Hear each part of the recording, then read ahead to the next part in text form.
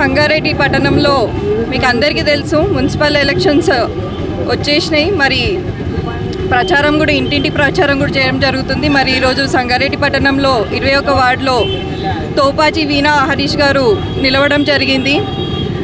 మరి first time అనుకుంటా మహిళకి ఇక్కడ రావడము.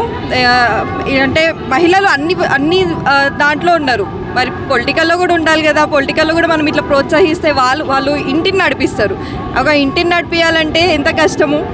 వాళ్ళు ఇంటిని నడిపిస్తేనే ఇంత సమాజం ఉంది అంటే వాళ్ళు సమాజంలోకి వచ్చి ఇంకెంత మంచి చేయగలుగుతారు. అట్లాంటి ఒక ఆలోచనతో మనం ఉమెన్ని చాలా ఎంకరేజ్ చేస్తున్నాం. మహిళలు ముందుకు రావాలి. చాలామంది మహిళలు ఉన్నారు, చాలామందికి ఇంట్రెస్ట్ ఉంది పాలిటిక్స్లో రావాలని. అంటే ఏదో ఒకటి చేయాలి, సమాజానికి ఏదో ఒక మంచి చేయాలన్న మంచి ఆలోచనతో ఉంటారు మహిళలు ఎప్పుడైనా కూడా.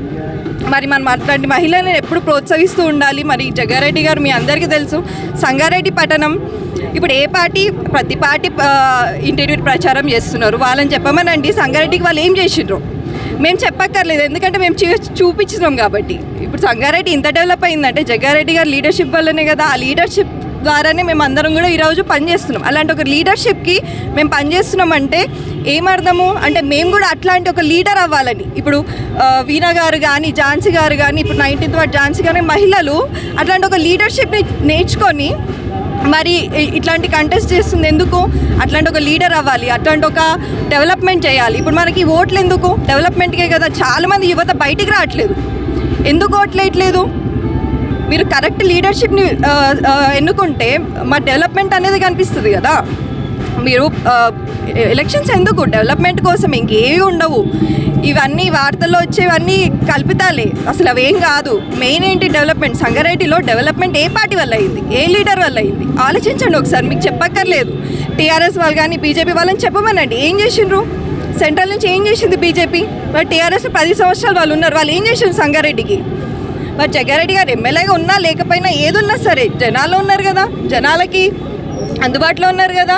జనాలకి ఈ సంగారెడ్డి డెవలప్ అవ్వడానికి కారణం ఏంది? ఇప్పుడు తెలంగాణ స్టేట్లో ఎంటైర్ స్టేట్లో సంగారెడ్డిని గుర్తించరా? ఎందుకు గుర్తిస్తారు?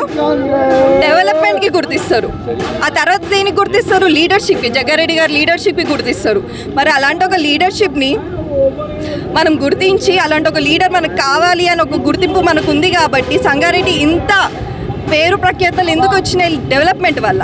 మీరు ఎలక్షన్స్ అనేది డెవలప్మెంట్ గురించి ఆలోచించండి. మీ వార్డులో మీ మెంబరు ఇప్పుడు ఎలక్షన్లకి నిలబడ్డారు, వారు మీకు ఏం చేయగలుగుతారు? డెవలప్మెంట్ చేయగలుగుతారు. మీకు రిప్రజెంట్ చేస్తున్నారు అంతే. మీ ప్రతిదానికి వెళ్ళి ఎంఆర్ ఆఫీస్లో కానీ అక్కడిక్కడ తిరగలేము. కానీ మనకు రిప్రజెంటేటివ్ ఉంటే ఒక వార్డులో వాళ్ళు మన తరపున వెళ్ళి మన సమస్యలు వాళ్ళు మాట్లాడగలుగుతారు. అందుకు మనం ఎలక్షన్స్ పెడుతున్నాం.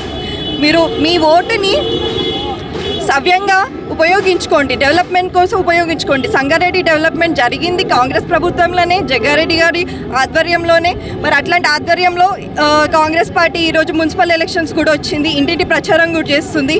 ఇప్పుడు వేరే పార్టీ వస్తే ఏం చేశారు మీరు అని అడిగే హక్కు మీకుంది. మమ్మల్ని అడిగితే మాత్రం మేము ఖచ్చితంగా చూపించగలుగుతాం సంగారెడ్డిలో ఎలాంటి డెవలప్మెంట్ అయిందో. సంగారెడ్డి కానీ సదాశివపేట కానీ డెవలప్మెంట్ అయింది జగ్గారెడ్డి గారి వల్లే. మీరు అది ఒక్కటి గుర్తుంచుకొని మరి అందరూ మీరు కాంగ్రెస్ పార్టీకి మరి జగ్గారెడ్డి గారిని దృష్టిలో పెట్టుకొని మరి ఇట్లాంటి మహిళలకు కూడా మీరు ప్రోత్సహిస్తారని నేను కోరుకుంటూ చేకూర్తు కోటేయమని మేము అందరినీ వేడుకోవడం కూడా జరుగుతుంది. Thank you.